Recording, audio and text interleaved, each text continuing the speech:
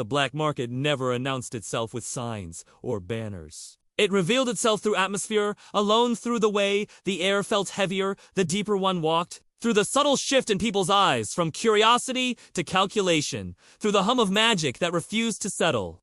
Even in daylight, shadows gathered unnaturally between buildings, and every narrow passage felt like a throat waiting to close. Osta, of course, felt none of that. "Whoa, this place is incredible," he exclaimed, leaning over a stall piled high with warped rings, cracked crystals, and objects whose purposes were impossible to guess at a glance. His eyes sparkled with unfiltered excitement, as if the danger itself were part of the appeal. "Look at this one. And this? Hey, Noel, what do you think this thing does?" Noel grimaced, arms folded tightly across her chest. "I think it curses you the moment you touch it, and then explodes." "Possibly both." Vanessa exhaled a thin stream of smoke, her gaze drifting lazily across the crowd while her senses remained sharp. "This place is crawling with bad luck," she said, "the kind that sticks, Charmy." Already chewing on something unidentifiable she had purchased moments earlier, nodded solemnly. "Food's weird, too."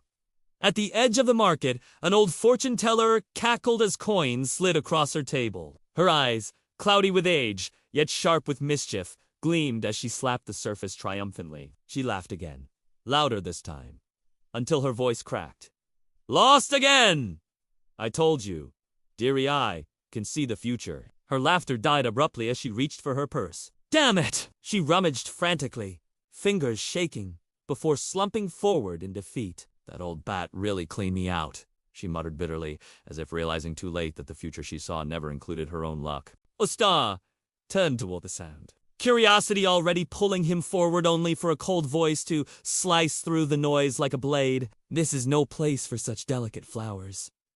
The speaker stood tall, his expression sharp and contemptuous, robes dark and expensive, the insignia on his chest marking him as someone accustomed to power. His gaze swept over the black bulls with open disdain. "Begone with you, insects!" Asta blinked, taken aback, and opened his mouth to respond. "Hey! Check this out!" The sudden shout echoed through the alley, loud enough to turn heads. A man strode into view with exaggerated swagger. Blonde hair gleaming unnaturally under the sun, posture puffed out as though the world itself existed merely to admire him. "Ha ha!" He laughed, pointing dramatically at himself. "That's right. It's me." Sek. Osta stared for a moment, then snapped his fingers. "Oh! Yeah! I remember you! From the entrance exam." Sek Bronzazar's grin widened instinctively, then stiffened as his eyes dropped to the robes surrounding. "Osta! Black bulls! Multiple! And worse women." His gaze flicked from Noel's composed poise to Vanessa's languid confidence, to Charmy's effortless comfort, before snapping back to Asta, something ugly twisted in his chest. That idiot. That screaming, muscle-brained idiot. He laughed again, louder, sharper, forcing the sound out, as if volume alone could drown out his irritation. "Shopping with the ladies on your day off, huh? Must be nice. Real nice." Osta scratched his cheek. "Yeah, we figured, why not?" Sek's eye twitched. That had been the plan. To rise above him. To shine brighter. To prove that he was the one who deserved admiration. That had been the entire reason he joined the praying mantis. Before he could say anything else, a shrill scream tore through the market. "Thief! Get back here!" The same fortune teller from before pointed wildly as a cloaked man burst from the crowd, clutching her purse and sprinting through the maze of stalls with alarming speed. People scattered in panic as the thief shoved past them without hesitation.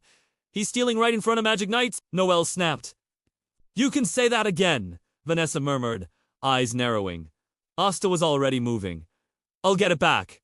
"Wait," Sek shouted, panic flashing through his irritation. "Don't you dare take this from me." Golden magic flared around him as he thrust his hand forward. "Blonde creation! Magic Sek shooting! Star!" A shimmering construct launched beneath his feet, propelling him forward with theatrical flair.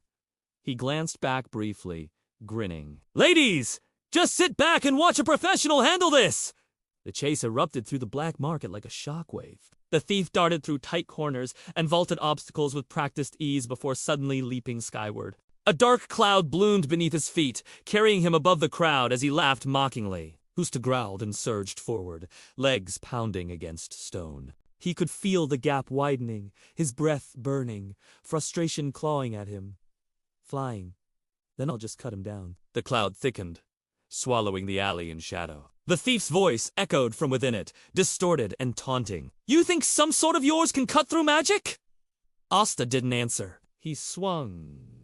The anti-magic blade tore through the cloud as if it were smoke, erasing the spell entirely. The sudden loss of footing sent the thief tumbling and in his panic.